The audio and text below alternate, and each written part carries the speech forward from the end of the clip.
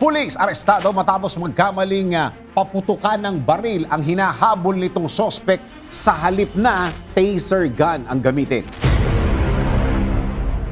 Isang pulis ang inaresto matapos gampanan ang kanyang trabaho na humuli ng mga masasamang loob na lumalabag sa batas. Ang pulis kasi nagkamali ng bunot. Sa halip kasi ng taser gun, tunay na baril ang nabunot nito at naiputok pa.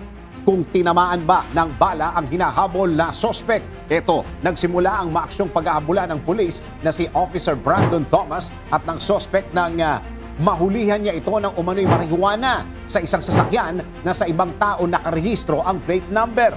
Nang masita at makita ng pulis ang ipinagbabawal na droga, agad na kumaripas ang takbo ang sospek.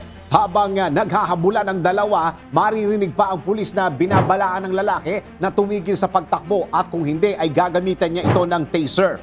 Sa kalagitnaan ng malapelikula at maaksyong paghabol dito, bumunot ang pulis ng baril. Pero hindi ng taser gun, kundi ng isang literal na baril at pinaputok ito sa sospek. Pati ang pulis ay nagulat nang marinig ang pagputok ng baril at sinabi niyang hindi niya ito sinasadya. Matapos dumaan sa Office of the Inspector General ang nangyari, napatunayang baril nga ang nahugot ng pulis. Dahilan para maaresto ito dahil sa paglabag sa mga kasong second degree reckless endangerment at unlawful discharge of firearm. Muli ring dumaan si Officer Thomas sa remedial training pero baril na naman ang nabunot nito sa halip ng taser gun. Dahil dito, sumailalim na muna ang pulis sa restricted duty. Habang matagumpay naman nilang dinakip ang hinabol niyang sospek na sa kabutiang palad ay hindi tinamaan ang bala ng baril. Hindi tinamaan.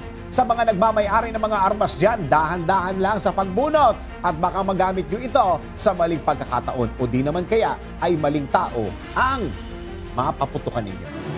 DWIZ Research Report. Report.